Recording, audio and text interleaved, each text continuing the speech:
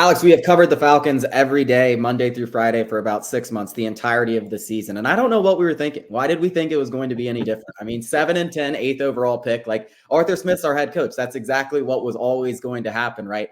It's almost comical. Like, I don't think, like, if you had three-legged parlayed 7-10, eighth overall pick, like, you'd probably win $1 million for like a $100 bet, because it's almost impossible to be that consistently inconsistent, which is what we saw from the Falcons this year. But we want to talk a little bit about the landscape of the draft briefly. The top 3 picks went to the Patriots, Commanders, and the Bears.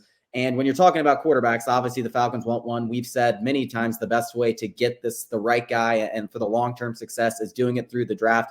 But all 3 of those top 3 picks, unfortunately, need quarterbacks. We needed the Cardinals to sneak in there because the Cardinals have said they are going to hang on to Kyler Murray. They are in the 4th spot. It seems like the only chance, and this is not impossible, because someone may not be as high on Jaden Daniels as we are, or maybe Drake May, who knows? But it seems like there's a very good shot quarterbacks go 1, 2, 3, and those top 3 quarterbacks we have talked about all offseason are off the table. And then we're pivoting to what? The Falcons have the 8th pick. People are going to talk Penix. I said it last night. I don't think Penix is really even a first-round draft pick. He may work his way in because people are desperate. Justin Fields we've talked about a lot, but it really seems like it's going to be slim pickings if it does go QB.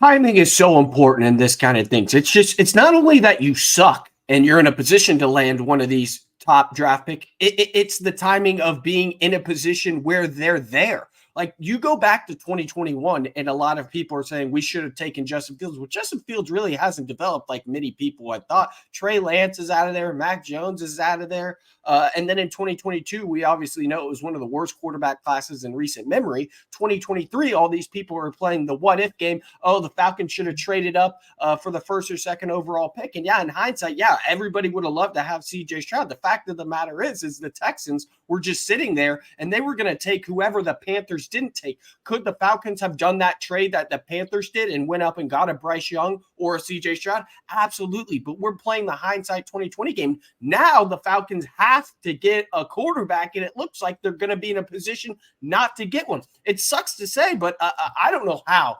It doesn't go quarterback. It looks like it's going to be Williams or May, and then the other, and then it's going to be Jaden Daniels.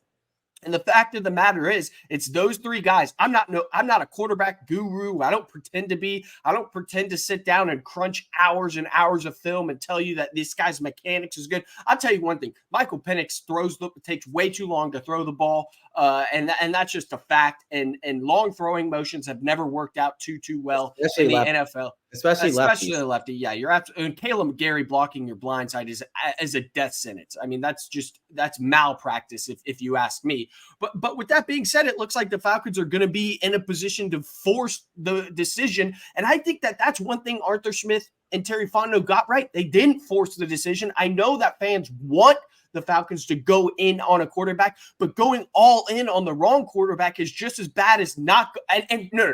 It's not just as bad. It's worse. Going all in on the wrong quarterback is way worse than not going in at all. And I feel like this draft is setting up to be just that. Michael Penix, J.J. McCarthy, Bo Nix, all 3 of those guys, no thank you. So I don't know how this is going to work out. It's really bad timing. The Falcons need a quarterback. I don't even know what the best option is. I guess it's Justin Fields. I don't even know. Yeah, I mean, if it does go 1, 2, 3 QB, I have to think Justin Fields would be my top priority. That's just that's a personal preference. Yeah. It really is a personal preference. I'm not saying it is. Like, listen, if you fall in love with J.J. McCarthy, you fall in love with Bo Nix, you fall in love with them. Listen, I've always said, if you fall in love with the guy, go out there and get him. It's not my personal preference, but as you just prefaced, we're not quarterback gurus. Like, I'm not going to sit up here and claim that I know more than the guys making the decision. Now, if it's Arthur Blank making the decision on the quarterback, I do know more. Maybe I do know more than the guy making the decision. But you're right. I think Falcons fans really are going to have to sit here over the next 3-4 months leading up to the draft and just hope that one of these top 3 teams does not like, let's say, Jaden Daniels, and that pick becomes available. Maybe they are willing to take 3 first-round picks and you take Jaden Daniels. That's, I think, our best case scenario. We'll follow it very closely throughout the offseason. It is going to be exciting no matter what for Falcons fans. Coming up after the break, we are going to break down Bijan Robinson, his rookie season. Would you consider it a success?